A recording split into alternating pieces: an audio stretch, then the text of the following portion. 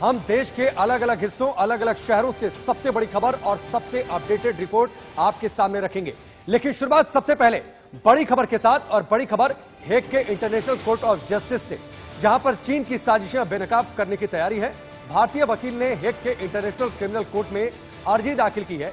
चीन के खिलाफ $2.5 ट्रिलियन के मुआवजे की मांग की गई है। इस अर्जी में मुंबई के वकील हैं आशीष पी सुहानी, इन्होंने ये अर्जी दायर की है। हेग के इंटरनेशनल कोर्ट ने इस अर्जी को स्वीकार भी कर लिया है। जल्द ही इस पर सुनवाई हो सकती है।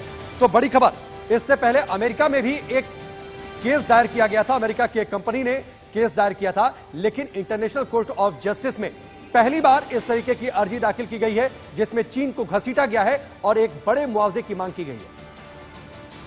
कोरोना वायरस यानी कि कोविड-19 की स्थिति में मुझे अपनी जिम्मेदारी का एहसास हुआ और मैंने इंटरनेशनल क्रिमिनल कोर्ट में चाइना के खिलाफ एक याचिका दायर की, जो स्वीकार भी हो चुकी है। उस याचिका में ये लिखा गया है कि चाइना ने अपनी अंतर्राष्ट्रीय जिम्मेदारियों को ना निभाते हुए और कोविड-19 की पूरी जानकारी होते हुए भी WHO या किसी और देश को आगाह नहीं किया, और इस ही क्रिमिनल नेग्लिजेंस की वजह से ये महामारी हमारे देश पहुंची और हमें ये लॉकडाउन का सामना करना पड़ रहा है। इस लॉकडाउन और महामारी की वजह से जो जान माल का नुकसान हुआ है और आगे जो होने का खतरा है, उसके लिए मैंने 190 लाख करोड़ रुपए यानी कि $2.5 ट्रिलियन के कॉम्पनसेशन की मांग की है।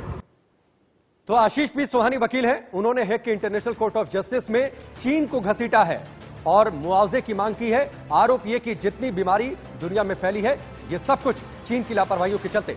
सबसे पहले आपको बड़ी बातें बताते हैं, उसके बाद हम न्यूज रूम का रुख करेंगे इस पर विस्तार से बातचीत के लिए। चीन ने कोविड 2019 की जानकारी को छिपाया, ये आरोप है इस अर्जी में।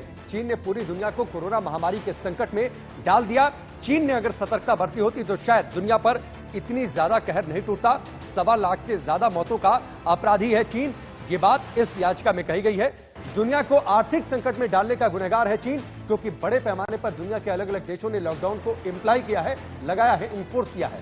चीन ने जानबूझकर कोविड 2019 का संकट बढ़ाया। WHO को भी चीन ने शुरुआत में गलत जानकारी दी, यानी जानकारियां छिपाई गई।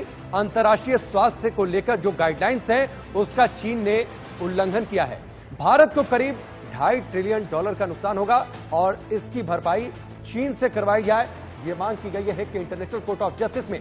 आशीष पी सुहानी वकील हैं, उन्होंने ये याचिका दायर की है, चीन को घसीटा है।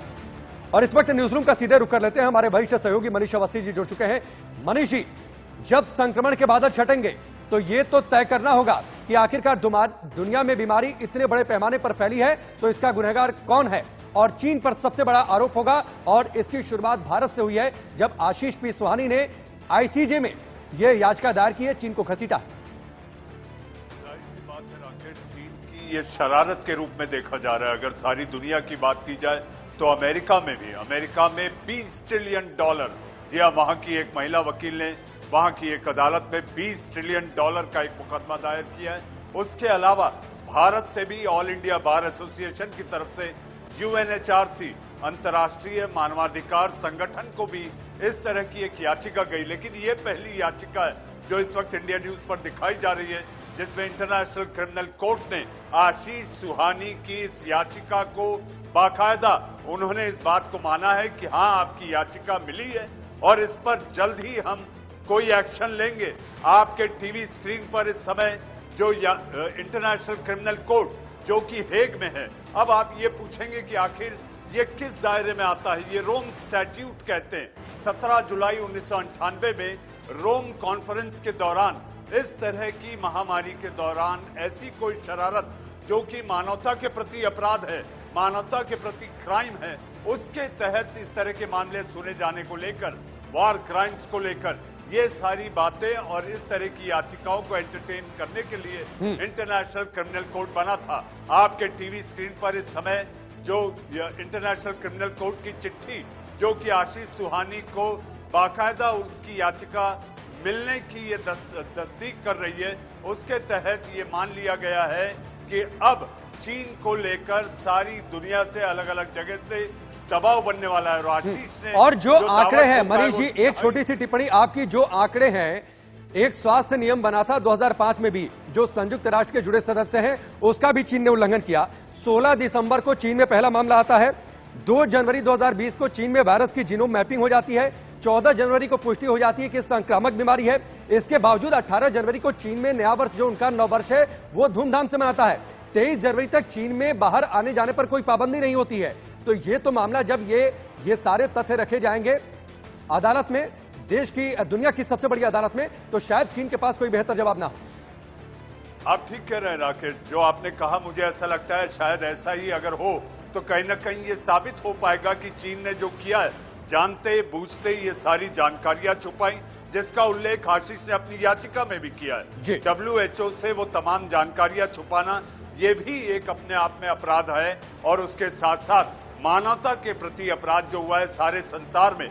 1.25 लाख से ज्यादा लोगों की मौतें, और न जाने अभी कितनी और बाकी हैं। इसी के मद्देनजर ये याचिका का महत्व बढ़ जाता है। राकेश जी ठीक है मनीष जी, हमसे जुड़ने के लिए पूरी जानकारी